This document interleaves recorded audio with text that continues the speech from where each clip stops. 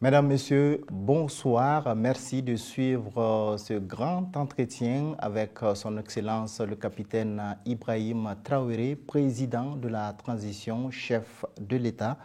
Bonsoir, Monsieur le Président. Bonsoir. Pour cet entretien, je suis accompagné par Innocent Soulaman, journaliste à la télévision Canal 3. Bonsoir, Innocent Soulaman. Bonsoir. Bonsoir, Monsieur le Président. Bonsoir. Chers téléspectateurs, trois principaux points seront abordés au cours de cette grande interview.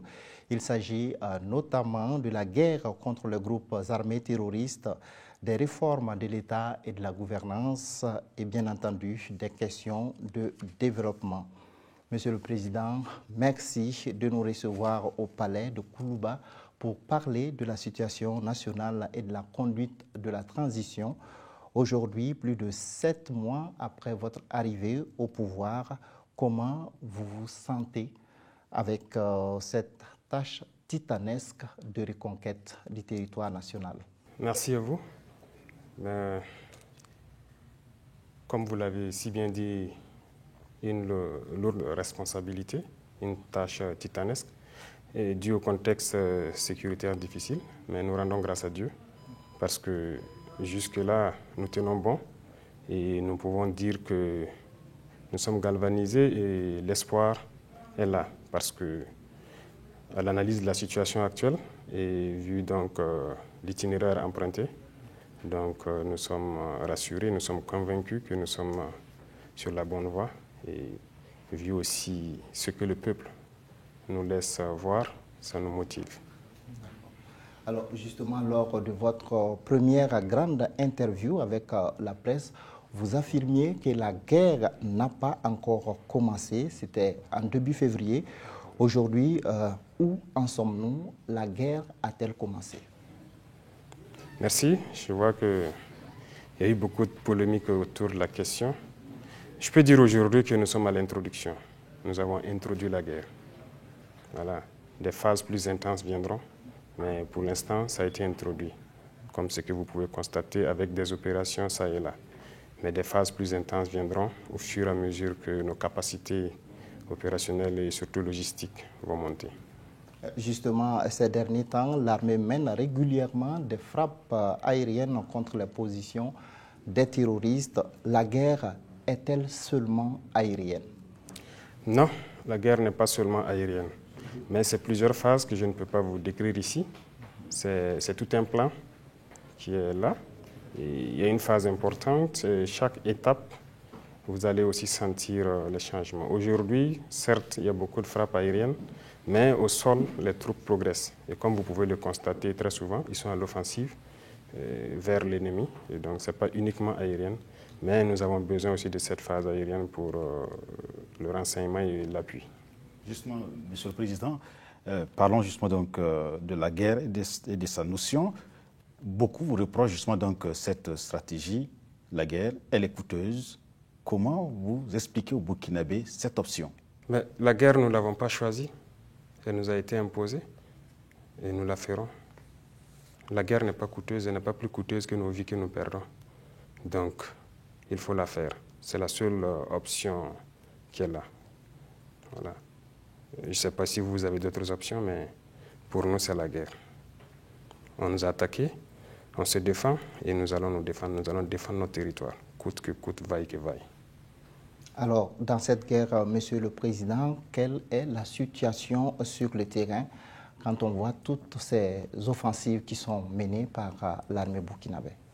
Bien sûr, la situation sur le terrain, il faut reconnaître que l'FDS et les VDP que nous avons sont engagés. Il y a le cœur et il y a la rage. Et ils sont encore plus galvanisés en fait par la population, par le peuple. Voilà. Pour avoir été sur le terrain, je sais ce que ça fait lorsqu'on se sent soutenu. Ça nous motive, ça nous galvanise, ça nous pousse vers l'avant. Et c'est aussi le message que nous leur passons souvent, très souvent quand on passe les voies. Veillez sur leur sommeil, c'est-à-dire les populations civiles. Veillez sur eux quand ils dorment, veillez quand ils mènent les activités. C'est notre mission. Et tous ceux qui se sont engagés dans cette guerre ont ça en tête. Et la situation sur le terrain, c'est ça le plus important. Lorsqu'il y a la confiance au sein des troupes combattantes et qu'ils ont la rage d'aller vers l'ennemi.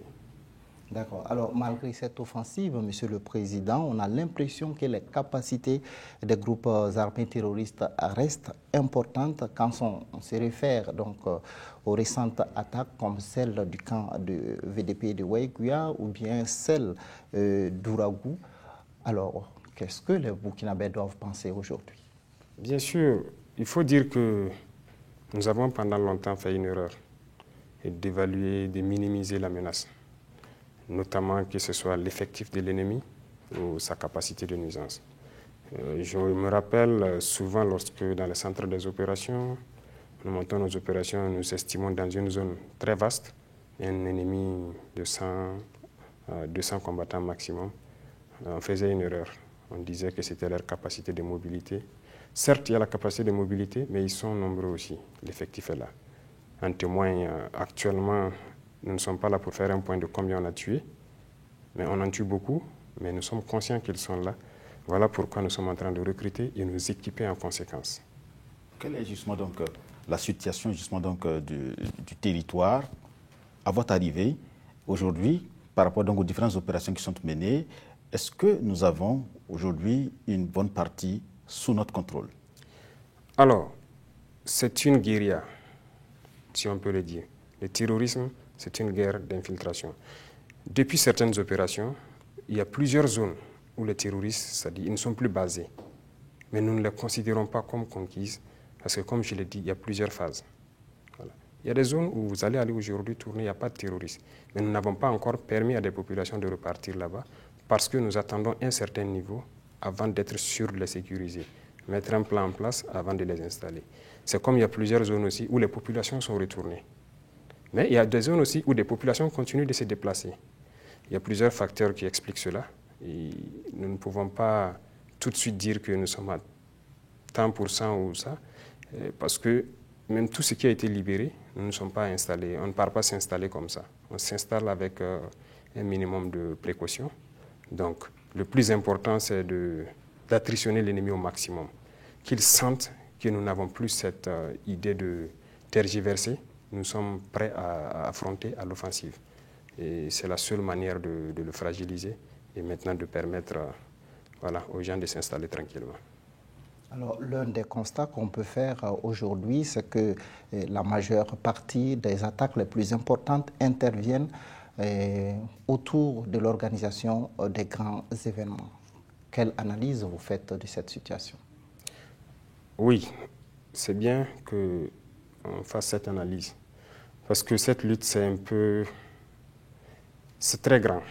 Le phénomène n'est pas uniquement ceux qui combattent ici. Ils ont leurs stratèges qui ont d'autres objectifs. Bien sûr, avant le CIAO, si je ne me trompe, il y a eu certaines attaques. Mais surtout avant le FESPACO, il y a eu de grandes attaques. Donc, déjà, on a analysé. On savait qu'aussi avec la SNC, il y aurait de grandes attaques. On a pris quand même assez de dispositions. Mais on ne peut pas être sûr à 100%. Comme je dis, c'est une guérilla. Il peut surgir de façon inopinée quelque part. Mais l'objectif global recherché par leurs stratèges et leurs relais locaux sur l'étoile, c'est ce que vous savez, créer l'émotion. Les gens ont en tête que le nègre n'est qu'émotion. Donc, si vous remarquez, après le FESPACO ou truc, qu'est-ce qu'ils disent sur la toile pendant qu'il y a la guerre et ils sont en train de fêter? SNC, pareil. Donc, les relais des terroristes ne font que relayer ce genre de messages. Donc, c'est créer l'émotion dans la population, essayer de décourager, de solidariser pour que ces stratèges-là puissent atteindre leur fin. Mais bon, nous sommes avertis, donc ça, c'est pris en compte. Alors, Monsieur le Président, le renforcement des capacités de l'armée est un axe majeur pour la reconquête du territoire national. Où en sommes-nous justement aujourd'hui en termes de réorganisation de l'armée, de recrutement et de formation, et bien entendu également en matière d'acquisition de matériel? D'accord. Nous ne pourrons pas tout vous détailler parce qu'il y a des choses assez sensibles. Mais ce que nous pouvons seulement vous dire, c'est que nous avons un concept qu'on nous a imposé qui n'est pas forcément le bon. Voilà, je prends un exemple. Si vous faites attention, le dernier recrutement de 5 000, les conditions de recrutement sont différentes des recrutements depuis quelques années. Parce que nous avons Nous sommes posés juste quelques questions simples que vous pouvez vous aussi vous poser. Alors, lorsqu'on veut recruter un soldat, on dit qu'il lui faut le CEP. Le CEP, c'est juste quelqu'un qui sait lire et écrire la langue française. En quoi est-ce que c'est un critère de combativité? Lorsqu'un soldat est recruté, pour avoir du galon, c'est-à-dire pour faire le certificat d'arme numéro 1 ou numéro 2, il faut impérativement qu'il sache écrire et lire le français. En quoi est-ce que c'est un critère de combativité? Donc c'est ce que nous avons vu et nous avons compris que la combativité, être combattant, n'a rien à voir avec le diplôme. Les terroristes, tels qu'ils sont, ils n'ont pas le premier diplôme militaire, ils n'ont pas. Mais ils combattent de grands diplômes. Il y a donc cette conception qu'on nous a imposée, que d'abord nous avons vu que ce n'était pas la bonne, et il faut restructurer ça. Et dans ça, il faut réorganiser, c'est-à-dire créer, recréer une armée qui répond à nos attentes. Lorsque vous prenez le cas de l'Agi européen à son âme, c'est un officier tout fait. Il a des centaines d'hommes qui menaient au combat. Mais ça ne veut pas dire que forcément il ne sait pas lire ou écrire. On ne peut pas le considérer comme un officier. Ils sont pleins qui sont dans les milieux des VDP, qui ont des centaines d'hommes. Donc il y a cette conception de la chose qu'il faut d'abord avoir. Donc il faut restructurer, réorganiser pour trouver d'autres types d'unités pour s'adapter au mode de combat de l'ennemi. Et l'équipement aussi, ça va de pair. Parce que je vois que ça tombe bien, des gens ont perverti certaines idées, que nous avons dit que c'est des petits problèmes logistiques, et voilà, c'est un truc. Oui, ce n'est pas de petits problèmes logistiques en tant que tels. Nous avons dit petits problèmes logistiques parce que nous avons résolu ces problèmes-là. Je vais vous dire quelque chose. Quand vous prenez le côté équipement, alors, il n'y a pas bien longtemps, nous étions là, nous voyons. Dans l'armée, peut-être vous allez trouver 4 à 5 soldats peut-être pour une Kalachnikov. Lorsque les gens sont sur le terrain, ceux qui partent les relever venaient s'entasser à Fada, à Kaya, pour attendre que d'autres ramènent les armes et les moyens avant qu'eux ne repartent. Même les équipements individuels, gilets, casques et tout. Mais en quelques mois, nous avons résolu ce problème. Aujourd'hui, nous sommes en mesure, chaque soldat est en mesure d'avoir une Kalachnikov, ses 4 chargeurs, gilets, casques. Ça, c'est résolu. C'est ça le petit problème logistique. Mais bon, on nous a longtemps fait comprendre que c'est difficile d'avoir les armes, c'est ci, c'est ça. C'était du mensonge, je peux dire. Nous l'avons acquis en quelques mois, les gens sont équipés, les VDP qui sortent par milliers, que vous voyez même ceux qui sont un truc, ils sont équipés, formés, gilets, casques, armes, vous remarquez sûrement à travers les reportages sur le terrain, ils sont équipés. Donc, ça va de pair, et l'équipement tactique et l'équipement stratégique, ça vient. Voilà pourquoi nous disons que nous sommes à l'introduction, parce que nous sommes peut-être à 1/10 de ce que nous souhaitons. Voilà. D'accord. En termes de réorganisation de l'armée, vous avez procédé à la création donc, de nouvelles régions militaires. Aujourd'hui, est-ce que ce dispositif est opérationnel sur le terrain? Il est en train d'être opérationnel. Voilà. C'est un dispositif qui a été pensé, qui a été mis en place, mais c'est un processus. Comme je vous dis, il y a le problème d'effectifs qui est là, mais les recrutements sont là pour ça, pour combler ce vide. Et au fur et à mesure, et tous ils seront étoffés pour se mettre en place. Voilà. Nous ne réfléchissons pas aujourd'hui tout de suite, nous voulons mettre une structure, une armée forte, voilà, qui doit pouvoir répondre donc aux besoins donc, de la population. Alors, Monsieur le Président, notre armée aujourd'hui, aussi avec les VDP qui combattent, quel est aujourd'hui le niveau du moral de la troupe et quel est donc le niveau de motivation? Parlons de primes, est-ce qu'aujourd'hui ce sont des questions aussi résolues? Aujourd'hui, vraiment nous pouvons dire les combattants sur le terrain, ils sont motivés. Ils sont plus que motivés, ils sont galvanisés. Et souvent, nous parlons même je vois certains qui s'amusent à faire des vidéos, des petites vidéos, pour prouver qu'ils sont prêts à combattre, ils sont prêts à défendre leur population et tout. Ben, nous les sensibilisons que ce n'est pas, les réseaux sociaux, ce n'est pas très bien. Mais c'est pour prouver qu'ils sont très motivés. Ils sont très motivés. Et les soldats sont encore plus motivés de voir des populations qui décident de s'engager pour les accompagner. Donc, si c'est le moral, ils ont le moral. Voilà. Et ce qui est très important, c'est quand ils voient qu'on est en train d'acquérir, de se soucier du côté armement, de l'équipement et tout ça, ça motive le soldat. Alors, et la question de l'efficacité des volontaires pour la défense de la patrie sur le terrain? L'efficacité, ce n'est plus à démontrer. Ils sont efficaces. Du moment qu'ils acceptent de se sacrifier pour la patrie déjà, c'est plus qu'efficace.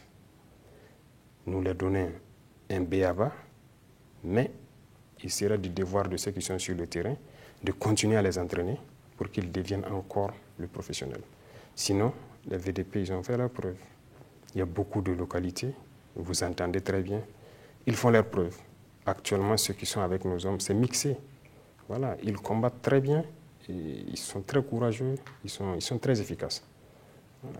Alors, qu'est-ce que vous pensez justement de ceux qui pensaient que l'option VDP n'était pas la bonne pour le Burkina? Est-ce qu'ils ont proposé notre option? Il ne s'agit pas de critiquer, il s'agit de proposer. L'option VDP, je tiens à vous dire, ce n'est pas nous qui avons d'abord commencé ce concept VDP. Si je sais que vous êtes bien au courant. Voilà, ce concept VDP existait, mais nous avons trouvé que ce n'est pas la meilleure façon de faire. Nous avons décidé de nous impliquer plus. Les VDP étaient formés et laissés à eux-mêmes. Et nous avons jugé que ce n'était pas la bonne formule. Il faut qu'ils soient accompagnés. Aujourd'hui, les VDP, les militaires, les autres forces, police, gendarmerie, ils sont mixés. Donc les VDP ne manœuvrent plus seuls. Donc ils sont accompagnés. Donc si quelqu'un dit que ce n'est pas la bonne formule, peut-être que c'est la formule ancienne de laisser seuls aller faire ce qu'ils veulent. C'est ça la bonne formule? Je ne sais pas. Mais c'est la bonne formule. Et nous tirerons beaucoup de combattants. Je vous ai dit que c'est une porte d'entrée dans l'armée. Voilà. De ces VDP, tous ceux qui souhaiteront intégrer, nous allons les intégrer. Parce que c'est des combattants, c'est des patriotes. Justement, qu'est-ce que vous pensez du niveau de mobilisation des Burkinabés en faveur donc du fonds de soutien patriotique, qui est un fonds qui est destiné en tout cas à équiper et à soutenir les VDP sur le terrain? Je suis satisfait. Et vraiment, c'est tout ce qui nous motive en fait. Lorsqu'on sent que le peuple a pris conscience et qu'ils ont décidé de prendre leur destin en main, ça nous motive et ça motive encore plus les soldats sur le terrain. Je vais vous dire quelque chose, il n'y a pas longtemps, il y a un chef de détachement qui a pris fonction, donc qui a relevé un autre. Il m'a laissé un message que j'ai lu et je l'ai appelé immédiatement.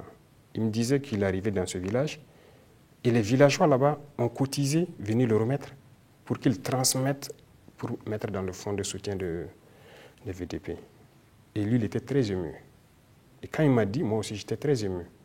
Je me suis dit, mais comment ces gens aussi éloignés, dans cette situation sécuritaire délétère là-bas, ces soucis de cotiser pour le fonds de soutien patriotique. Et ils sont nombreux dans la brousse, qui ont des difficultés, parce que pour les ravitailler, on prend souvent assez de jours pour aller les ravitailler et tout ça. Ils vivent difficilement, mais ils contribuent. Donc, n'en parlons pas de ceux qui sont en ville. On a pris beaucoup de mesures, on a instauré certaines taxes et tout. La population a accepté. Donc, c'est très satisfaisant. Ça veut dire que les gens ont compris l'esprit que nous devons nous battre nous-mêmes. Et donc, nous, on ne peut que saluer ça. Malgré justement donc, cette mobilisation aussi, vous aviez décidé, à travers un décret, donc, de faire la mobilisation générale et la mise en garde. Est-ce que vous pouvez nous expliquer pourquoi cette option déjà? Oui, la mobilisation, la mise en garde, je pense que c'est des dispositions légales donc, que l'autorité peut être amenée à prendre en fonction de la situation. Voilà. Cette mobilisation, je pense qu'il y a eu une conférence du directeur de justice militaire qui a expliqué. Voilà. Je ne dirais pas que c'est différent de la mobilisation qui existe déjà, mais bon, ça accompagne. Parce que nous sommes en guerre et je vois souvent certains qui parlent de qu'on va brimer les libertés, ainsi de suite, de nous interpeller. Il ne s'agit pas de ça. Voilà. Mais seulement, il faut que les gens comprennent qu'on ne peut pas laisser le libertinage aussi se faire parce que nous sommes en guerre. C'est la patrie qui est en jeu. Et si le soldat ou le VDP qui est au fin fond là-bas, qui dort dans sa tranchée, il a abandonné plein de libertés pour défendre la patrie. Donc il n'y a pas de raison que nous et vous, ici à l'arrière, nous ne puissions pas aussi abandonner un peu de liberté pour soutenir. Donc dans le texte de mobilisation générale de mise en garde, voilà, il y a beaucoup de choses qui seront prises en compte, notamment les réquisitions et tout. Donc je pense que vous avez bien lu. Voilà, on pourra réquisitionner que ce soit le personnel ou le matériel et beaucoup de services quand même. D'accord. Justement, Monsieur le Président, cette mobilisation fait craindre à certaines personnes, en dehors des questions de liberté, certains pensent à leurs biens. Leurs biens? Oui, qui pourront peut-être être mobilisés dans le cadre de cette guerre. Oui. Dans le texte de la mobilisation générale, je pense qu'il doit être mis en place dans les différentes régions des commissions de réquisition. Alors, même s'il y a lieu de réquisitionner des biens, je pense que c'est sur des bases aussi légales. Toutes les conditions sont décrites donc, dans le texte. Donc, ce n'est pas dire qu'on on va venir retirer tous ces biens qui ne puissent pas vivre. On va évaluer, ça ne sera pas fait de façon désordonnée. Il y a des commissions qui siègent pour ça. Voilà. Alors, Monsieur le Président, qui parle de guerre, parle de renseignement. Notre renseignement aujourd'hui est-il efficace après les changements à la tête de l'ANR? Oui, je peux vous dire oui, le renseignement est efficace. Il y a plusieurs opérations quand même qui ont été menées sur base de renseignement et de renseignement très fiables. Ils sont aussi en train de monter en puissance. Il faut acquérir beaucoup de moyens électromagnétiques et les moyens humains sont en train d'être déployés aussi, des capteurs et tout. C'est très important. Déjà, je pense que vous suivez souvent l'actualité. Il y a beaucoup de choses qui se font sur base de renseignement. Voilà pourquoi, quand le renseignement est précis, le plus rapide, c'est les vecteurs aériens. Et souvent, les troupes au sol donc, font le ratissage. Donc, on peut dire que ça travaille très bien. Est-ce qu'on peut déjà parler justement de cette attaque déjouée à Armbida? On en a appris. Qu'est-ce qui s'est passé exactement, sur la base, bien sûr, donc, des renseignements dont vous parlez? Je ne vais pas vous décrire comment ils ont trouvé le renseignement, mais Armbida, ce n'est pas isolé. Ça tombe bien qu'on puisse parler de ça. C'est une grande manœuvre, donc, qu'on suivait depuis quelques jours, depuis donc, notre présence d'ailleurs à Bobo et tout. On suivait. C'est une grosse manœuvre. C'est comme je dis, il y a les stratèges qui réfléchissent à la manœuvre et ils actionnent les pions. Armbida devait se faire en même temps qu'un autre événement à Ouagadougou ici. Donc, on suivait tous les deux. Ici à Ouagadougou, moi je n'ai pas pu suivre, mais je sais que d'autres services ont suivi. Il y a eu des montages pour essayer de s'en prendre à un chef coutumier et aussi essayer de mettre en conflit les populations. Donc ces montages, on les connaît. Et ceux qui sont à la manœuvre, on les connaît. C'était juste pour essayer de créer un semblant de désordre à Ouagadougou. Et on allait déployer beaucoup de forces pour sécuriser sur le chef coutumier, pour sécuriser d'autres personnes. Ça fait une image. Et dans le même temps, d'autres acteurs donc, devraient frapper quelque part. Ça fait deux. Et le lendemain, les relais locaux sur la toile devraient donc sortir quelque chose. Et donc on savait. Donc nous, on était concentrés plus sur l'autre côté où des civils, beaucoup de gens allaient mourir. Donc on savait que l'ennemi a infiltré, il a des véhicules piégés. Et c'est où il allait frapper. On était à cette analyse jusqu'à la dernière minute où on a pu quand même savoir c'était où. Dieu merci, on les a détectés vers 1h quand ils partaient pour l'action. Et on a frappé et détruit tout. Donc, et exactement, pendant le même temps après, on a appris que l'événement qui devait se déclencher aussi a été déclenché. S'ils avaient réussi leur coup, on aurait dit qu'il y aurait beaucoup de morts. Pendant ce temps, on déploie des forces ici pour, soi-disant, protéger le pouvoir. C'est ce qui allait sortir le lendemain. Voilà, pendant que les gens meurent, ils sont là à déployer des troupes pour juste garantir leur pouvoir. Ils allaient accentuer sur ce phénomène. Donc, c'est pas... rien n'est anodin. Et beaucoup de choses sont liées. Alors, ça nous permet de parler de ces velléités de déstabilisation du pouvoir. Est-ce que ce sont des informations qui sont avérées? Bien sûr, c'est avéré. Nous vivons cela depuis, je dirais, novembre ou décembre. Écoutez, la décision, l'itinéraire emprunté ne plaît pas forcément à tout le monde. Et souvent, quand on parle de l'impérialisme, ce n'est pas forcément ailleurs. C'est ceux-là qui sont là, les Burkinabés, les Noirs ici, avec nous. Ils sont là, ils sont pleins, qu'on connaît, mais pas forcément que... Beaucoup nous ont reproché d'être trop gentils, et je pense qu'à partir d'un moment, ils vont arrêter d'être gentils. Voilà. Beaucoup de choses sont connues, ces velléités existent. Il y a plusieurs plans. Je vous ai expliqué tout de suite ces plans lorsque les fêtes arrivent. C'est un gros plan. Lorsqu'il y a des événements, on crée d'autres événements pour juste créer l'émotion. Le cas de Arbinda, il y a beaucoup d'autres choses.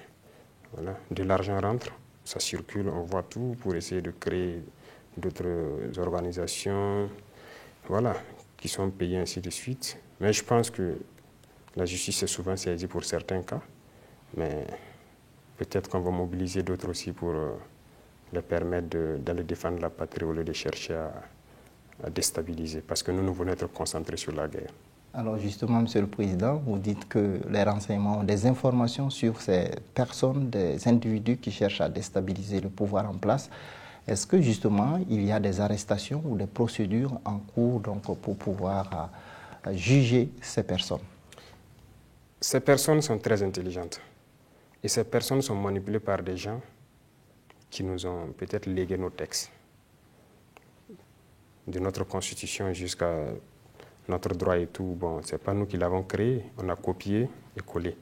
Donc ces gens connaissent la limite de certains textes. Et ils exploitent cela. Et comme on est dans un état de droit, ils disent à leur relais sûrement, faites ça, ils ne pourront pas faire ça, parce que vu en fonction des textes, ils ne peuvent pas. Et réellement, la justice a beaucoup de peine. Voilà, parce que aujourd'hui, pour avoir ce qu'on appelle des preuves, c'est un peu difficile souvent. Mais qu'à cela ne tienne, nous avons acquis un certain nombre aussi d'équipements techniques qui nous permettent d'avoir les preuves. Donc, sûrement dans les jours à venir, vous verrez, vous allez découvrir sûrement beaucoup de visages et tout. Voilà, donc ça existe.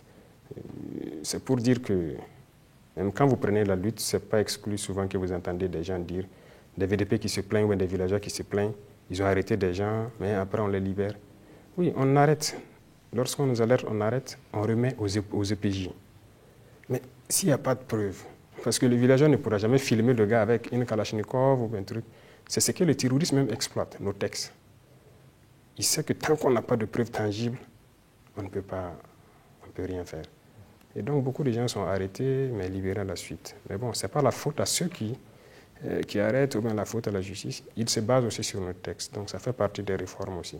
Et pourtant, on vous accuse de ne pas observer bien sûr donc des procédures sur les droits de l'homme.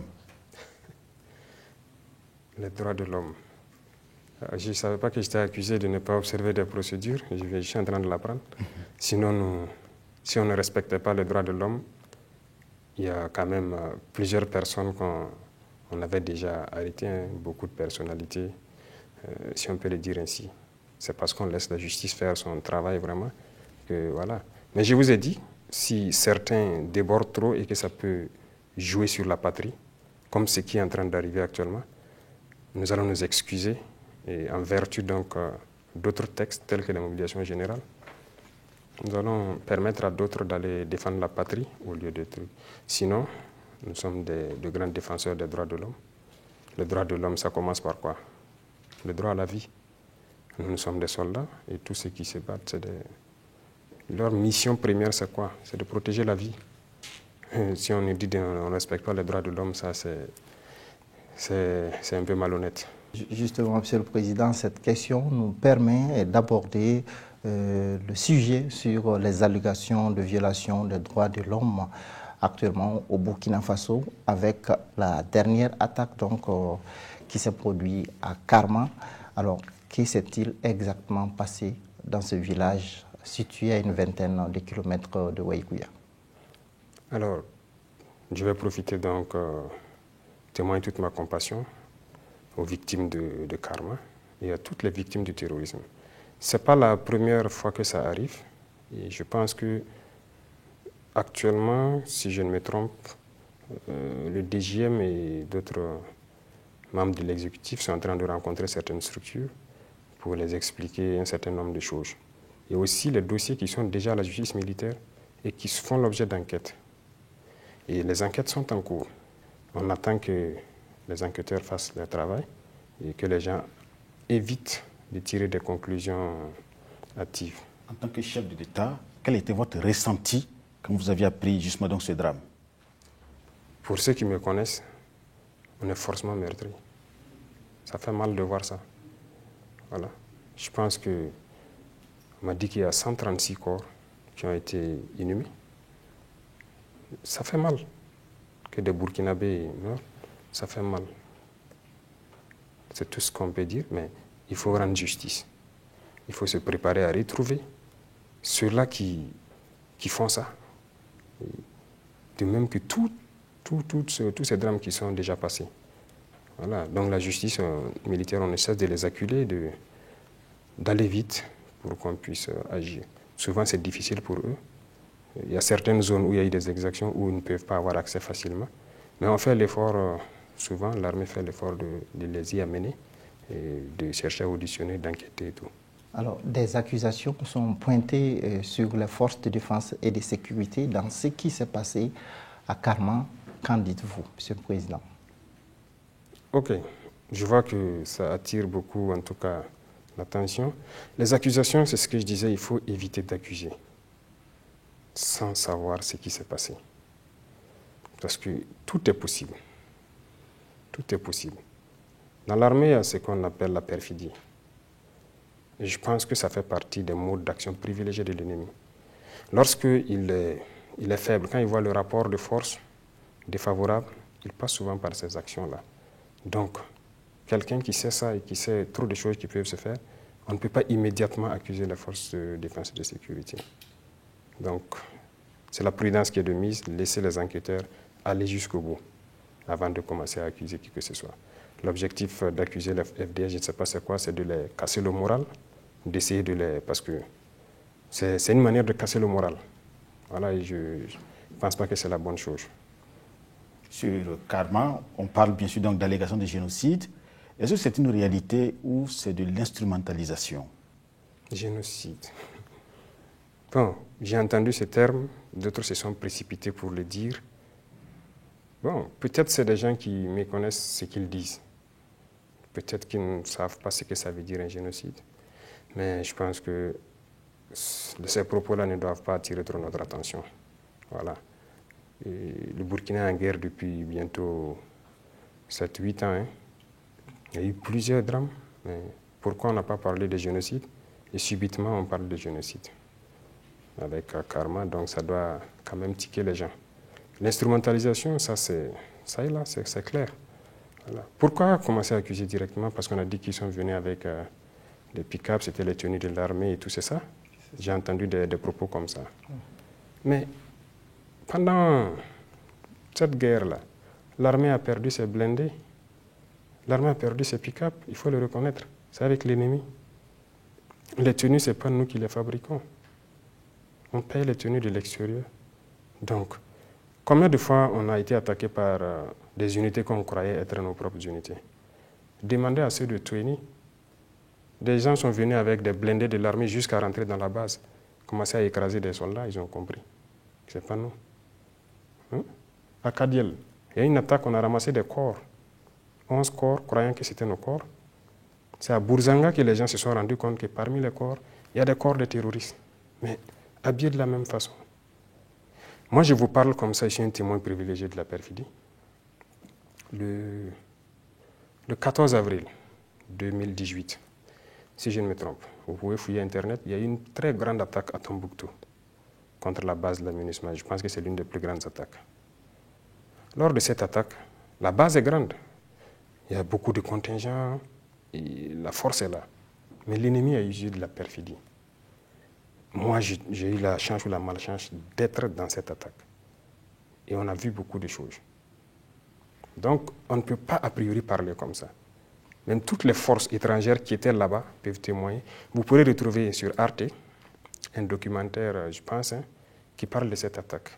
Parce que nous avons vu des véhicules UN venir.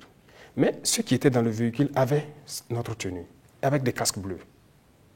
Mais comme on était sous le feu, le mitrailleur a mitraillé le véhicule. Il l'a arrêté. Quelqu'un a envoyé le RPG. Le véhicule a pris feu par l'avant. Et les deux qui étaient dedans nous interpellaient. Ils nous appelaient de venir. Alors j'ai failli dire à mes unités, parce que nous on avait 2 porteurs disparus. J'ai failli les dire, bon, on sort, on part sauver les gars. Parce que les soldats m'ont dit que, est-ce que ce n'est pas nos 2 camarades? Parce qu'ils sont dans un véhicule pick-up UN avec nos casques bleus. Bon, on doutait. Mais le feu montait déjà sur la cabine. Moi, j'ai dit non, patientez. Bon, à l'étape où ça est, j'ai dit même si ce sont nos camarades, ce sont des dommages collatéraux. Le mot collatéraux n'est pas fini dans ma bouche. Je me suis retrouvé à me réveiller sous la terre et j'ai vu juste un cercle noir dans le ciel. Le véhicule était piégé. Bourré d'explosifs, il a explosé en fait. Pendant ce même combat, un autre véhicule est passé par le checkpoint. Un véhicule donc immatriculé FAMA, un pick-up, mais avec des forces qui semblaient être des forces françaises, de Barkhane. Des gens à la peau blanche, avec tout, la tenue française, les écussons de l'armée française, ce qui donc a fait que les soldats ont soulevé la barrière. Parce qu'ils se sont dit que c'est une unité amie qu'ils ont recueillie. Ils ont roulé tranquillement jusqu'à la porte de Barkhane. Tout le monde connaît cette histoire. Et lorsqu'ils sont arrivés, ils ont débarqué. Je pense que des soldats sont venus pour ouvrir, pour voir ce qu'il c'était. Et le véhicule a explosé. Plusieurs soldats de Barkhane ont été blessés. Et j'espère qu'ils se sont bien rétablis. Donc, sur le terrain, nous connaissons l'histoire de cette guerre.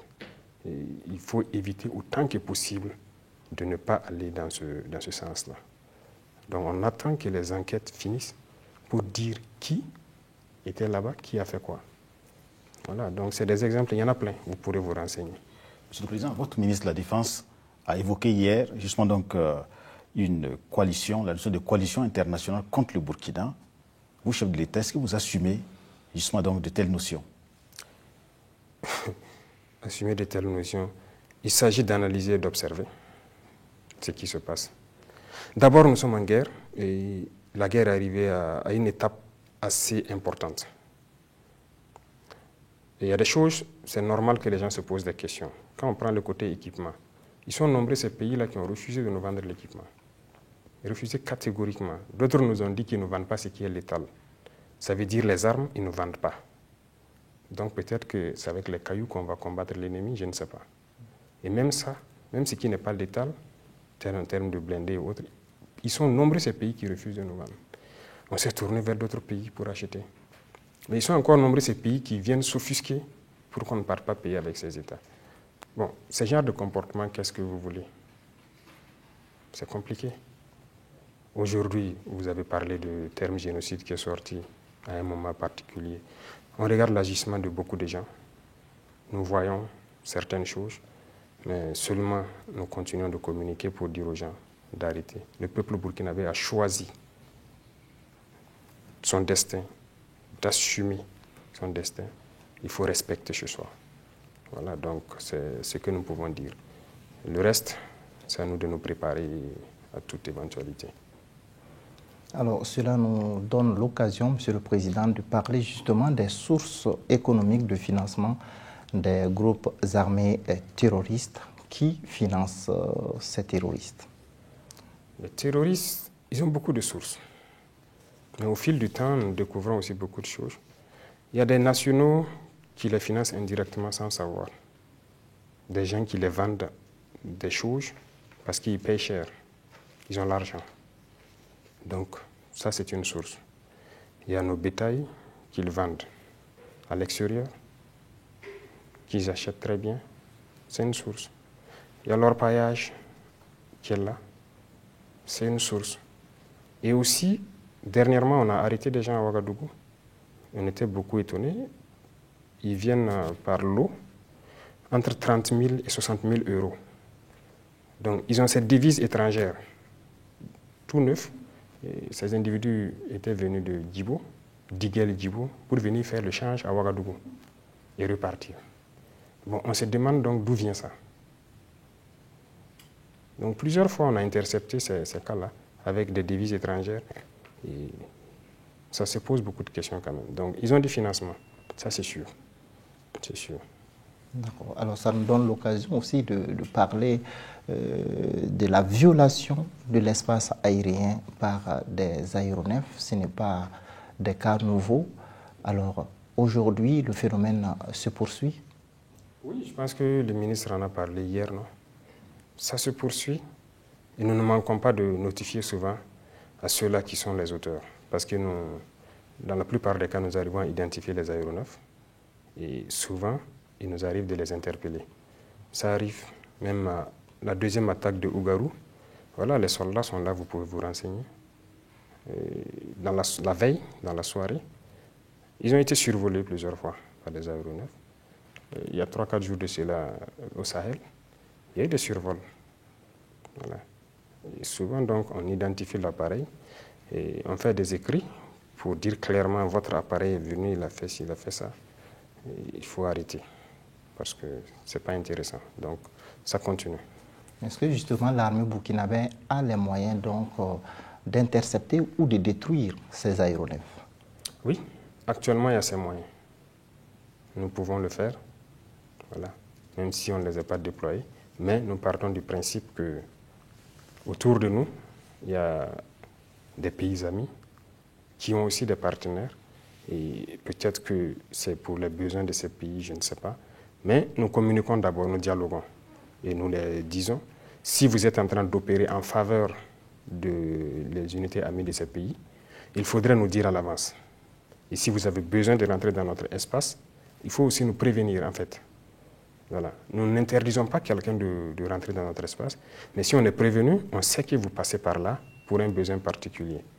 Parce que souvent, pour attaquer les groupes armés, on peut reconnaître qu'il faut aussi avoir un autre angle d'approche. Mais lorsque nous ne sommes pas prévenus, ça donne une autre idée. Voilà pourquoi nous ne détruisons pas systématiquement. Donc, on détecte, souvent on fait les notifications, et plusieurs fois ils ont reconnu avoir donc être rentrés, et voilà, pour des missions d'appui à d'autres unités amies, des pays amis. Monsieur le Président, tout à l'heure, vous parlez bien sûr donc, de l'attaque de Ougarou. Parlons bien sûr donc de la première attaque. Quand même, Ougarou, c'est dans une zone quand même un peu difficile, beaucoup isolée. Mais quand on regarde donc cette première attaque, au moment où les événements se déroulent, les réseaux sociaux sont inondés sur le bilan. Comment cela se fait-il?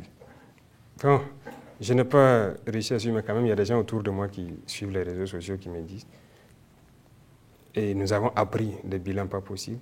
C'est les relais en fait des terroristes. C'est une guerre. La guerre, il y a la guerre et il y a la communication. Donc il y a des individus aussi que les terroristes ont qui font leur communication sur les réseaux sociaux parce que c'est aujourd'hui devenu l'outil d'information de la population.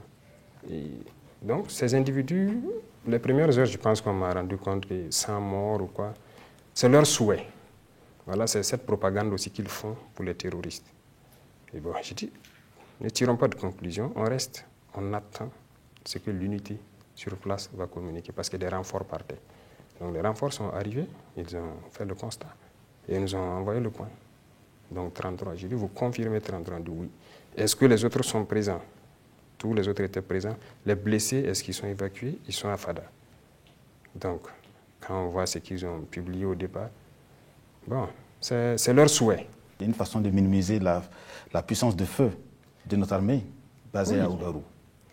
Alors, l'attaque de Ougarou est arrivée, si vous voyez la veille, nous avons attaqué une base importante en haut de Kanchari.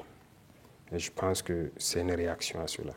Mais cette base a été attaquée parce que nous avons suivi pendant plusieurs jours des infiltrations de terroristes venant de pays voisins, donc, qui se sont donc rassemblés là-bas. On savait qu'il y avait des attaques en préparation. On a attaqué la base en premier, donc il y avait d'autres bases. Donc c'est une riposte. Mais on a une capacité de réaction. Voilà. Ils sont revenus, je pense que beaucoup sont actuellement, en tout cas, en enfer. Voilà, c'est ça le plus important. Et ça fait partie, c'est la guerre. Alors, Monsieur le Président, le Burkina Faso doit s'allier à d'autres pays, à des partenaires, en tout cas, pour pouvoir peut-être gagner cette guerre. Aujourd'hui, après le départ de l'armée française, qui sont les alliés du Burkina Faso dans la guerre contre le terrorisme? On a beaucoup d'alliés. Voilà. Le départ de l'armée française même ne signifie pas que la France n'est pas un allié. L'ambassade française est là. Mais on a des alliés stratégiques aussi. Voilà. On a de nouvelles coopérations. On a la Russie, par exemple, qui est un allié stratégique. La chance, c'est que la plupart de nos moyens majeurs même sont russes. Et on continuera d'acquérir des moyens majeurs avec la Russie. Vous avez la Turquie qui est un allié majeur. Vous avez d'autres États aussi. Donc, on a beaucoup d'alliés. Seulement les niveaux de coopération diffèrent. Et on va coopérer avec ceux qui souhaitent nous aider dans cette guerre. et accepter nous vendre des équipements, accepter nous accompagner. Voilà. Alors, Monsieur le Président, avec la Russie, alors les populations burkinabées attendent ou attendaient beaucoup, en tout cas, de cette coopération. Est-ce que vous êtes satisfait justement de cette coopération militaire avec la Russie? Bien sûr. Je suis satisfait. La coopération existe il y a longtemps. Mais là, on est en train de développer, d'aller plus loin. Voilà. Nous sommes satisfaits parce qu'on arrive à échanger sur ce que nous cherchons comme moyens, accompagnement et tout. C'est franc. Voilà. On va vous vendre ça, c'est à tel prix. On ne veut pas ça, c'est ci. Nous aussi, on ne veut pas ça, c'est ça. On a des intérêts et on défend toujours les intérêts du Burkina. Peu importe l'allié, c'est d'abord nos intérêts et on regarde ce qui nous arrange. Donc, la Russie, c'est un allié. Alors, on a vu lors d'une des séances du Conseil des ministres le Burkina Faso qui a accordé en tout cas la possibilité pour la Corée du Nord de nommer un ambassadeur au Burkina Faso. Alors, qu'est-ce que vous attendez de ce pays? Bien sûr, c'est la même chose. Notre défi est sécuritaire, mais aussi le développement, parce que les deux partent ensemble. La Corée du Nord a beaucoup de capacités. Voilà. Il faut reconnaître quelque chose. Dans notre armée jusqu'à aujourd'hui, nous utilisons des armes que la Corée du Nord nous avait données dans les années 85, que nous combattons avec. Il faut leur reconnaître ça. Des armes lourdes nord-coréennes qui sont en service actuellement dans notre armée. Alors si cette coopération, nous souhaitons encore acquérir des armes là-bas pour combattre, il y a beaucoup d'autres domaines où nous pouvons vraiment coopérer. Donc ça aussi, c'est en cours. Sur le terrain, est-ce que par exemple notre armée est appuyée par des forces étrangères? On entend souvent jusqu'à présent, on parle souvent donc de présence de Wagner. Non, notre armée, jusqu'à l'heure où je vous parle, combat seule. Ce sont nos FDS et nos VDP qui combattent. Et d'ailleurs, on n'a même pas fini de former tous les VDP, c'est tout ça, je dis que c'est l'introduction d'abord. C'est pas personne, aucune force étrangère. Le concept de Wagner, c'est un concept, en fait, créé pour dire à certains États d'abandonner le Burkina. C'est tout. Eux, ils parlent de Wagner. Vous savez combien de pays ont des armées privées? Pourquoi ils ne parlent pas de leurs armées privées? Ils sont nombreux, ces pays qui ont des armées privées, qui nous ont approchés aussi pour vendre leurs services. On a refusé. Wagner aussi, c'est une armée privée. Mais pourquoi se cantonner sur Wagner? C'est juste un concept. Un concept pour dire aux autres de s'écarter du Burkina, de ne pas travailler avec le Burkina, ceci parce que, bon, ils ont leurs intérêts géopolitiques et stratégiques. Ça ne nous regarde pas. Pour l'instant, ce sont des forces burkinabées qui se battent jusqu'au jour d'aujourd'hui. Et le reste, on verra bien. Dans la sous-région, quel est bien sûr donc l'état donc des rapports du Burkina avec les pays voisins? Bon, ça va. Les rapports sont bons. Et ce qui nous préoccupe tous dans la sous-région actuellement, c'est la sécurité. Et nous avons plusieurs échanges, nous avons plusieurs rencontres. Je pense qu'avec la plupart des pays, nous avons en vue des opérations. Certes, d'autres même s'impatientent parce qu'ils veulent commencer rapidement, mais nous avons plusieurs fronts. Donc, d'ailleurs, on profite à s'excuser auprès de certains de ne pas aller aussi vite qu'ils le pensent. Nous avons des centres d'intérêt. En fonction de nos renseignements, nous décidons de concentrer nos efforts ici ou là. Et au fur et à mesure que nos capacités en effectifs et en matériel montent, en mesure de pouvoir combattre sur tous les fronts. Voilà, sinon, c'est la préoccupation majeure, le sujet de nos débats, c'est la sécurité. Et donc, ça va. Il y a eu récemment, bien sûr, donc, des propos d'un général d'un pays voisin, bien sûr le Niger, qui a accusé le Burkina Faso quand même d'être abandonné par d'autres pays. Nous ne bénéficions d'aucun soutien. Notre armée semble ne pas être efficace. Comment vous avez vécu ces propos, vous, en tant que chef de l'État? Non, moi, c'est des cas isolés. Ces propos, ça ne nous affecte aucunement parce que je ne sais même pas s'il est vraiment un général de l'armée nigérienne.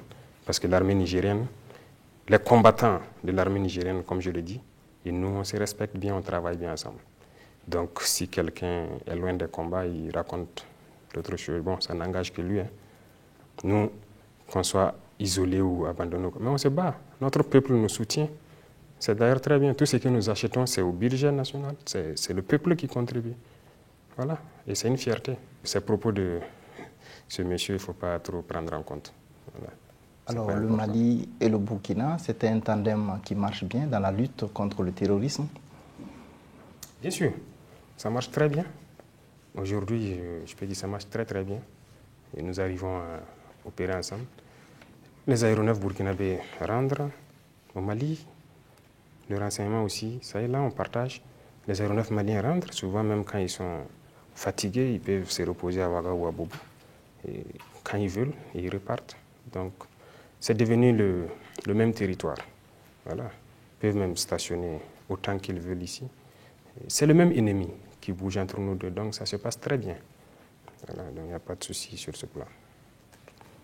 Alors, Monsieur le Président, on va aborder peut-être le deuxième point de cet entretien. Il s'agit donc des réformes de l'État et de la gouvernance. Justement, sur ce plan, qu'est-ce que le gouvernement de la transition fait sur le terrain pour pouvoir réformer l'État et lutter contre la corruption? Bon, il y a beaucoup de réformes en cours. Et la réforme majeure pour lutter contre la corruption, si vous voulez, c'est la digitalisation. Voilà, déjà, on commence par nous-mêmes, FDS.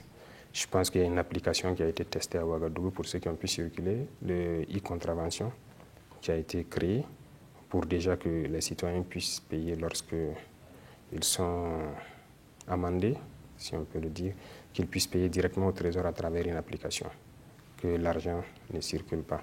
Parce que lorsque chaque année le RENLAC fait la publication des structures les plus corrompues, on se rend compte que les porteurs de tenue sont chaque fois en tête. Et on commence d'abord la lutte par là-bas. Et il y a bien sûr d'autres secteurs qu'il faut dématérialiser. Ça a été lancé et c'est en cours. Parce que c'est un processus qui avait été bloqué, comme vous avez pu voir les rapports. C'est le seul moyen de lutter contre la corruption, lorsqu'on dématérialise les procédures et qu'on digitalise certains trucs. Donc on est lancé sur ça. Là, ça permet de ne pas pouvoir tricher. Sinon, c'est un phénomène qui détruit quand même notre pays. Donc plusieurs réformes sont en cours dans plusieurs ministères, prenant en compte ce volet-là.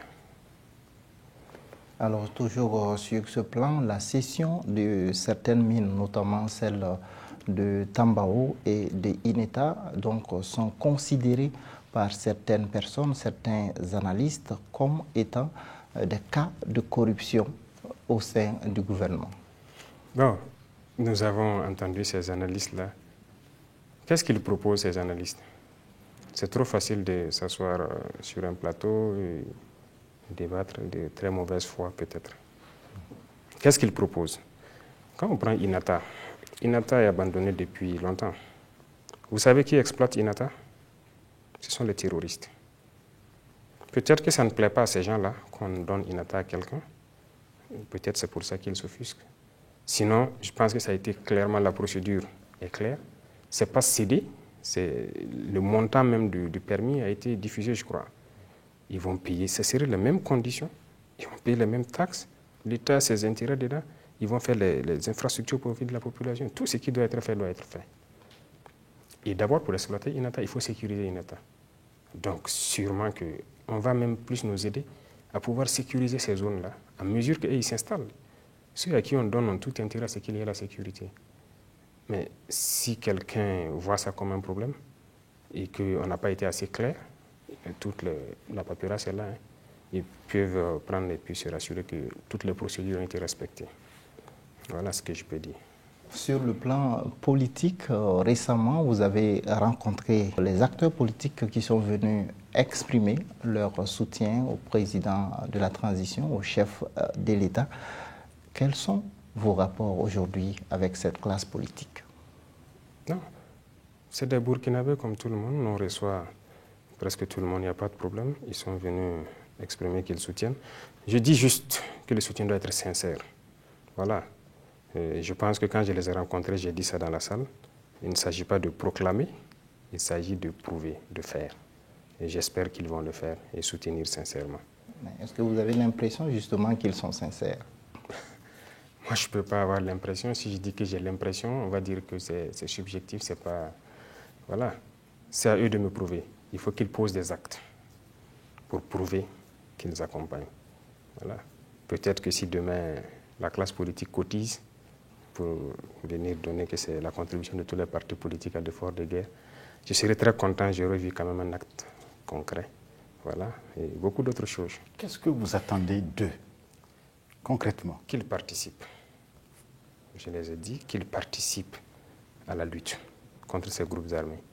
Parce que si nous voulons aller vers les élections, il faut qu'on combatte. Et le plus tôt serait le mieux. Donc qu'ils s'investissent sérieusement. Voilà. Ils ont des possibilités, ils ont des partisans, ils ont tout. Il faut qu'ils s'impliquent. Déjà, en tout cas, certains, lors du recrutement des VDP, certains partis ont dit quand même à leurs militants de s'enrôler et tout. C'est salutaire. Voilà. Certains aussi ont proposé des solutions par écrit que nous analysons, hormis la solution négociation qu'on a mis dans la tête des gens. Ça, c'est hors de question. Voilà. À part ça, toutes les autres options, s'ils ont des propositions de solutions, il y en a qui ont des bras dans la communauté et tout. Ils n'ont qu'à actionner tout ce qu'ils peuvent actionner et participer à la vie. Les réformes aussi, ils vont intervenir parce qu'il y aura une commission où ils vont s'asseoir aussi, que ce soit le code électoral et beaucoup d'autres choses en matière de démocratie. C'est à eux de s'entendre et créer un modèle. Voilà. Alors, vous insistez sur ce point, pas question de négocier avec les terroristes? Non, on ne négocie pas. Il n'y a pas 1 centimètre de ce territoire-là qu'on va négocier. On ne donnera rien, pas 1 franc du contribuable. Si le contribuable nous donne 1 franc, on préfère payer des armes que de négocier. Je pense qu'on a mis ça dans la tête des gens pour nous garder longtemps dans la guerre. Non. Et ça me permet de rebondir à quelque chose qu'on est obligé de dire, qu'on n'a pas peut-être l'intention. Je pense qu'en 2020, il y a eu des négociations pour tenir les élections. Alors, vous les journalistes, je suppose que vous avez suivi et vous savez ce que ça fait. Peut-être qu'il y a certaines choses que vous ne savez pas, mais nous, en tant que combattants, qui nous fait très mal. On était en détachement en 2020. On a reçu les instructions d'arrêter tout ce qui est opération cinétique. Ça veut dire qu'on ne sort plus de nos bases, on reste statique. Déjà, c'est un mal. Ça fait très mal aux combattants, aux soldats de voir ça. Pire, on a été nargués. Les terroristes nous ont nargués. Demandez à ceux qui étaient à Kelbo en son temps. Ils ont appelé des villageois à les montrer l'argent dans des valises, de venir dire aux militaires que voilà, le gouvernement ne peut pas les combattre.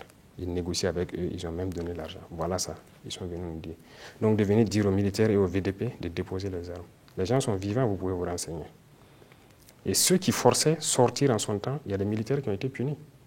Ceux qui étaient à Bourzanga, ils sont témoins. Les VDP ont été attaqués, ils ont eu 3 tombés. Le détachement est sorti pour aller les aider à ramener. Ils ont aussi été attaqués. Ils n'ont pas été appuyés, et pire, on a dit qui les a dit de sortir. Plusieurs personnes ont connu cette situation. Ça a fait tomber la combativité. Donc les militaires étaient découragés. Ils ne savaient plus c'est quoi ce problème. Et ça persistait tellement que les gens partent en détachement pour juste s'asseoir. Voilà le premier problème que ça a mené. Deuxièmement, l'argent qui a été donné aux terroristes, parce que ça, les gens ont vu. Voilà, même ceux qui sont à Djibo aussi peuvent témoigner. Les véhicules qui venaient nettoyer puis continuer vers Nassombo avec des valises. Voilà, peut-être à l'armée de l'air, vous aurez des preuves. L'argent est sorti. Ils ont pris cet argent, ils se sont équipés. Ils se sont bien installés. Et c'est à partir de ce moment que nous avons commencé à entendre des voix d'enfants au poste. Parce qu'ils ont payé beaucoup de transmissions, ils ont créé un réseau. Et une fois que le réseau a été bien créé, bien stabilisé, ils ont commencé à détruire tous les pylônes. Nous, nos populations ne peuvent plus nous alerter. Et eux, puisqu'ils ont un autre système de communication, et ils ont commencé à détruire tout le système de communication qui existait. Troisième chose négative, ça a coupé le lien entre nous et les populations. Vous imaginez, on vous dit, c'est interdit de sortir. Vous êtes assis. Les populations vous appellent. Et Naba, ils sont ici, ils sont ici, ils sont ici. Vous avez interdiction de sortir. Vous êtes obligé de faire semblant de tourner. Lendemain encore, ils vont dire, 3 jours, 4 jours. Qu'est-ce qu'ils commencent à nous dire? Que quoi? Sirkabe Zabra Pouin. Voici la phrase. Qu'il n'y a pas de vérité dans notre combat. Et ils voient les gars, ils nous appellent, on ne vient jamais. On ne peut pas dire à ces populations-là qu'on a interdiction de sortir. Mais on est là, chacun est là dans son détachement. Et finalement, les gens voyaient, ils ne nous disent plus. Parce qu'ils se disent qu'on les dit, ils ne viennent pas. Pourquoi ils vont nous dire? Il y a eu beaucoup d'effets. Voilà ce que négocier donne. C'est juste déplacer le problème. Il n'est pas question de négocier. On va combattre. Voilà. Il n'y a pas de temps mort pour quelqu'un. D'accord. Vous avez tout récemment parlé de négociations et d'élections. Justement, en ce qui concerne les élections, est-ce que cela reste toujours une priorité pour la transition à l'heure actuelle? Vous avez dit transition. Donc on doit transiter vers ça. Mais en attendant, c'est la guerre. Il faut combattre. Et quand les conditions s'y prêtent seulement, on y va. Si demain même nous pouvons découvrir le maximum de bases et détruire tout, en tout cas anéantir carrément la capacité de ces gens. Mais après demain, vous organisez vos élections. Je pense que la CENI est active dessus avec une partie de l'exécutif. Donc, nous, pourquoi on combat? On combat pour aller vers ça, pour permettre au peuple de faire son choix et permettre aussi à ceux qui veulent être élus de ne pas se limiter uniquement aux grands centres, d'aller vers les populations. Mais aujourd'hui, si on prend l'instant aujourd'hui, on ne peut pas faire la campagne sur tout le Burkina. Donc, les élections, c'est à l'issue de ce processus. Comment est justement donc l'évaluation de la feuille de route de la transition, surtout avec la CEDEAO qui suit effectivement donc ce point? Alors, ce volet, je pense que la CEDEAO devait mettre en place donc un mécanisme de suivi. Ça n'a pas été pu. Ils devaient se réunir. Sinon, le mécanisme de suivi, donc ils ont tout écrit. Ils devaient venir donc pour mettre ça en place, mais à un moment donné, leur calendrier ne les a pas permis de venir. Sinon, il y a un mécanisme de suivi de la transition qui existe en fait sur papier. Et la CEDEAO va suivre tout le calendrier, toute la feuille de route. Et au moment venu, à chaque étape, je pense qu'ils vont venir échanger avec nous pour nous dire, nous sommes à telle étape, est-ce que, voilà. Donc, on est à l'écoute. Alors, Monsieur le Président, justement, est-ce que l'élan actuel de reconquête du territoire national aujourd'hui permet de respecter le calendrier de la transition? Surtout qu'avec à la prise du pouvoir, vous aviez déclaré que le calendrier prévu jusqu'en juin 2024 était large et qu'on pouvait tenir les élections après justement donc la sécurisation. Compléter la phrase, c'est notre souhait. C'est votre souhait. De le faire bien avant. Voilà. Et ce qu'on souhaite, on a même souhaité, si on peut le faire tout de suite, le plus tôt possible, et que nous retournons d'où nous sommes venus. Donc c'est le souhait. Et qui ne souhaite pas que ça finisse tout de suite? Qui souhaite continuer de voir des gens mourir? Je dis même les terroristes, ce n'est pas un plaisir de tuer. C'est des hommes, c'est des Burkinabés, c'est des hommes burkinabés. Il faut qu'ils comprennent qu'ils doivent revenir à la raison. C'est un souhait. Et on espère pouvoir rentrer dans le temps. Certes, ceux-mêmes qui nous ont beaucoup parlé d'élections dès les premiers mois, novembre, décembre, beaucoup de chancelleries étrangères nous ont martelé ça ici, c'était le débat principal. Et dans le même temps, c'est même refusé de nous vendre les armes. Mais comment voulez-vous qu'on combatte rapidement pour faire les élections si vous refusez? Ils nous ont fait perdre un peu de temps. Mais Dieu merci, on est en train de trouver d'autres circuits. Donc, on a cette volonté d'aller vers ça. Voilà. Monsieur le Président, il y a la question de la démobilisation des combattants terroristes. Aujourd'hui, qu'est-ce qui est prévu, en tout cas, pour accueillir ceux qui vont accepter de déposer les armes? D'accord, il y a une commission, je pense, qu'on a instruit de mettre en place, qui est là donc à un niveau bien donné, qui discute avec certains acteurs, notamment le monde judiciaire, parce que souvent les terroristes ont peur de quelque chose, c'est de venir et qu'on l'attrape, on part l'enfermer et tout. Donc on discute avec eux pour qu'on trouve une autre solution, c'est-à-dire la réinsertion. Voilà. Beaucoup ont peur, certains ont déposé les armes, mais ils ont peur d'aller en prison. Mais moi-même, je vous ai dit, je pense la dernière fois ici, attraper, enfermer, ce n'est pas la bonne chose. Ce n'est pas dans nos cultures même d'ailleurs d'enfermer. Voilà, c'est la pire crainte de certains terroristes. Parce que d'autres sont démobilisés, dont parmi eux des enfants. Voilà, on a même des enfants de 14 ans dans les rangs qu'on a pris. Donc il y a un processus qui est en cours, il y a cette discussion avec le monde judiciaire. Il faut mettre en place des structures, c'est-à-dire qu'il ne peut pas être démobilisé aussi, venir s'asseoir et se regarder. L'oisiveté est mère de tous les vices. Il faut les trouver des activités.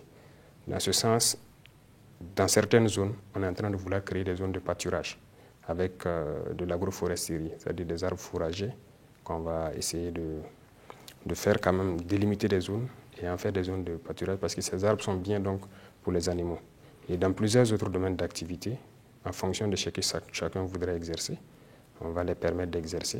Et ils vont produire pour la population. Peut-être que la peine sera un certain nombre de travail d'intérêt public au profit donc de Burkina.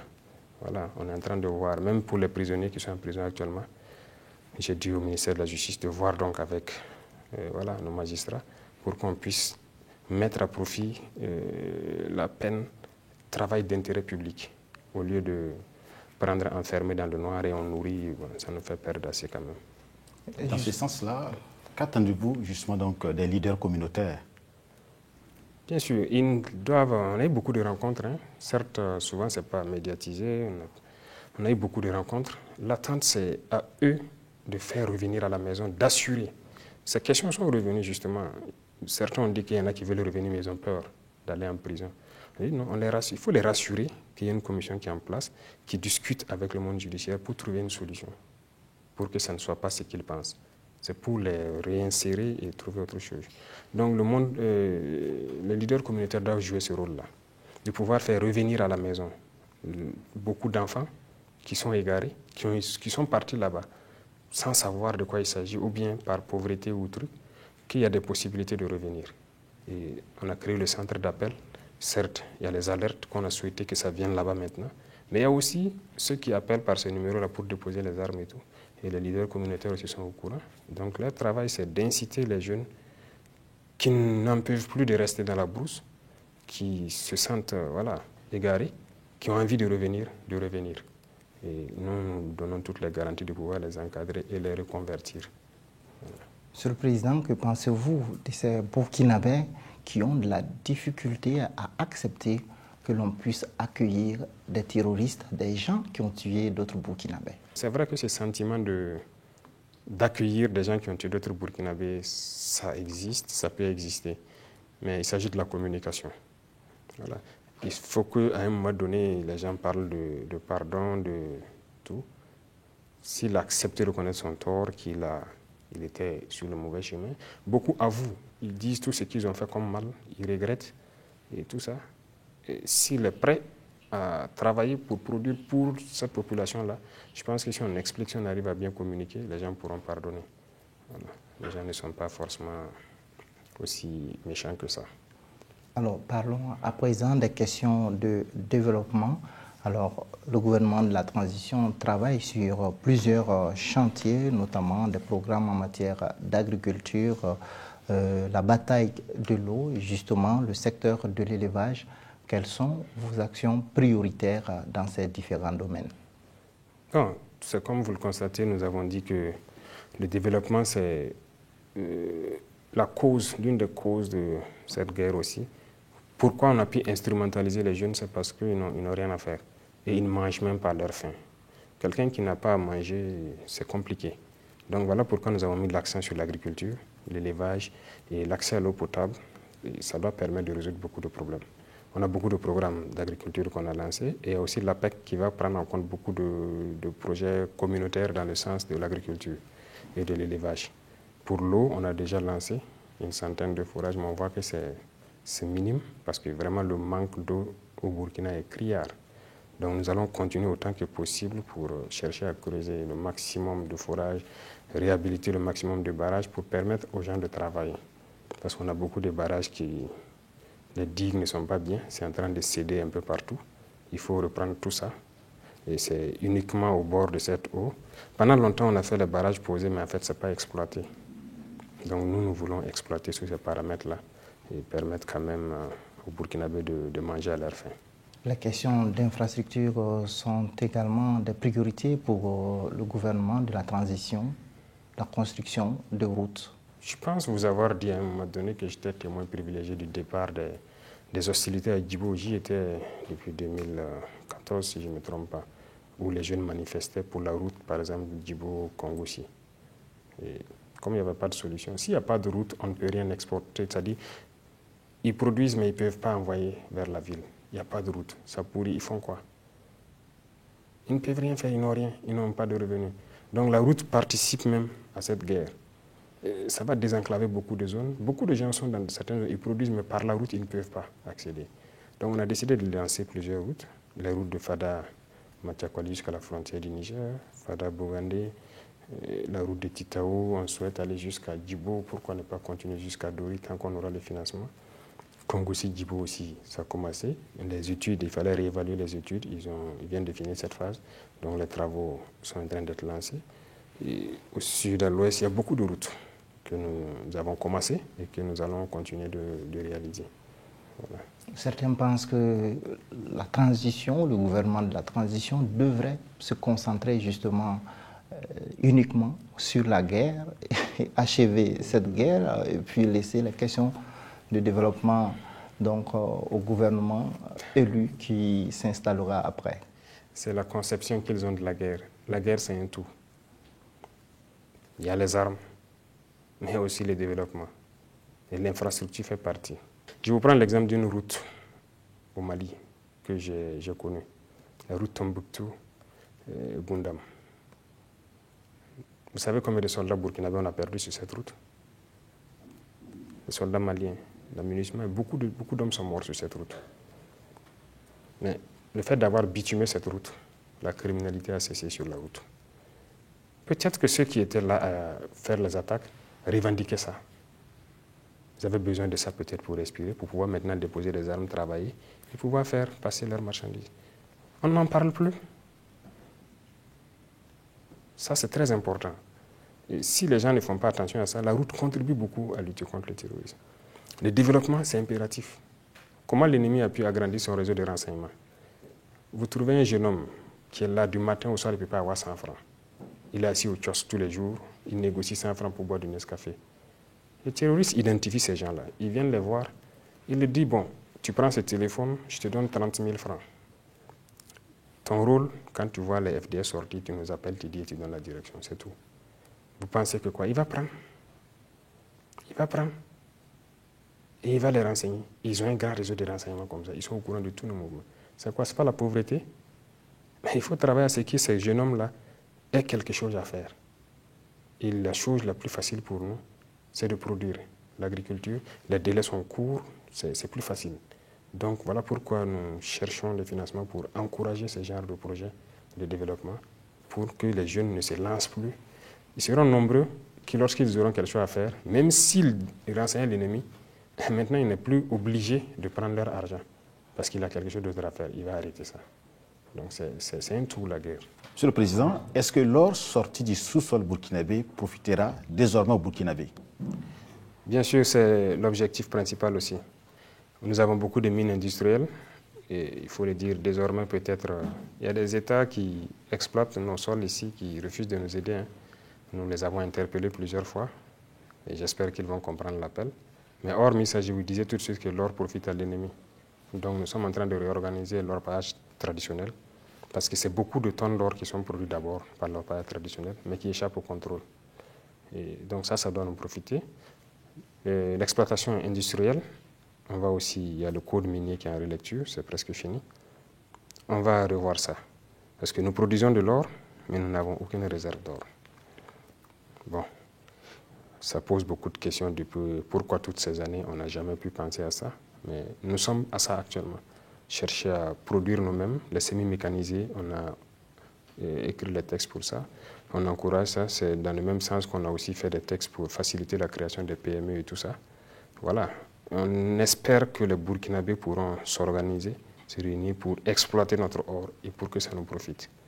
On ne pourra pas continuer à laisser nos ressources sortir comme ça. Voilà. En termes de soutien aux petites et moyennes entreprises, le dernier conseil des ministres tenu à Bobo-Dioulasso a pris un certain nombre de mesures pour alléger les charges de ces entreprises. Bien sûr, c'est pour favoriser l'entrepreneuriat des jeunes.